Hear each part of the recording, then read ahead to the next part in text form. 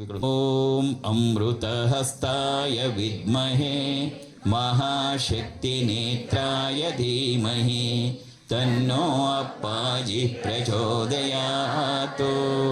ॐ सुवर्णवृष्टिं कुरु मे गृहे श्री सुधान्यवृद्धिं कुरु मे गृहे श्रीः कल्याणवृद्धिं कुरु मे गृहे श्रीः विभूतिवृद्धिं कुरु मे गृहे श्रीः सुवर्णवृष्टिं कुरु मे गृहे श्रीः सुधान्यवृद्धिं कुरु मे गृहे श्रीः कल्याणवृद्धिं कुरु मे गृहे श्रीः विभूतिवृद्धिं कुरु मे गृहे श्रीः अमा सुवर्णवृष्टिं कुरु मे गृहे श्रीः सुधान्यवृद्धिं कुरु मे गृहे श्रीः कल्याणवृद्धिं कुरु मे गृहे श्रीः विभूतिवृद्धिं कुरु मे गृहे श्रीः लोका समस्ता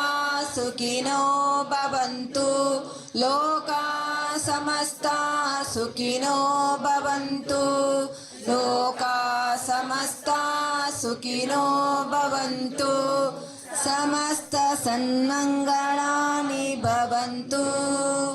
ॐ शान्ति शान्ति शान्तिः हरि ॐ तत्सदु सर्वं श्री जगदम्बार्पणमस्तु